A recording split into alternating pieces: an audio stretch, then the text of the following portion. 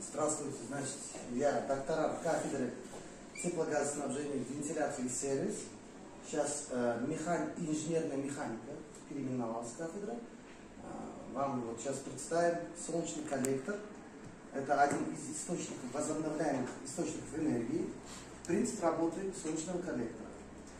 Значит, лабораторный стенд предназначен для получения кислоты с помощью солнца.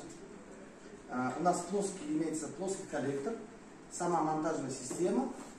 В внутренней части вот этого корпуса у нас, значит, циркуляционный насос, который циркулирует антифриз, жидкость, которая закипает при плюс 270 Цельсий и замораживается где-то 30-35 минус. Значит, система не такая уж сложная. Подкачка ручной насос для подкачки системы искусственно считается. До 1 атмосферы набирается в системе жидкость, и за счет разницы температур она начинает циркулировать в системе. Здесь, значит, имеется теплообменник в этом баке. Бак заполнен холодной водой. За счет того, что коллектор в ходе работы отдает через теплообменник свое тепло в воде. А воду уже горячую можем использовать по своим нуждам. Баню или же для кухни, для мытья посуды. Здесь, значит, бак-аккумулятор. Это для избыточного давления.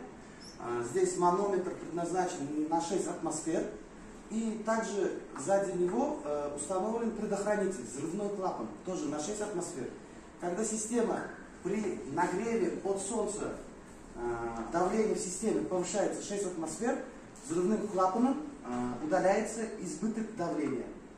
Тут тоже в системе еще имеются воздухоотводы, чтобы в системе сама только жидкость циркулировала, не добавляя обычного кислорода воздушного потока. Распускается вот он по системе.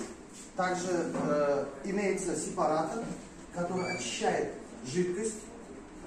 Как мы сказали, жидкость рассол наш. Еще монтажная схема тут очень довольно-таки проста. Студентам можно будет наглядно объяснить, как происходят все лабораторные работы, что мы выполняем.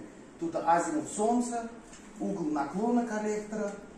Но мы имитируем, значит, за счет прожекторов, какая температура солнца и какая температура на поверхности коллектора.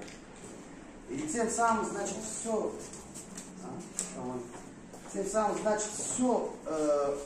весь ход работы контролируется вот таким борт-компьютером.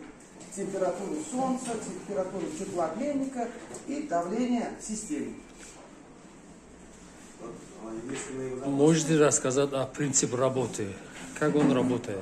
Принцип работы, значит, солнце, мы как знаем тоже, излучение солнца, радиационное излучение, не температура солнца, а за счет излучения солнца на темную поверхность попадают лучи.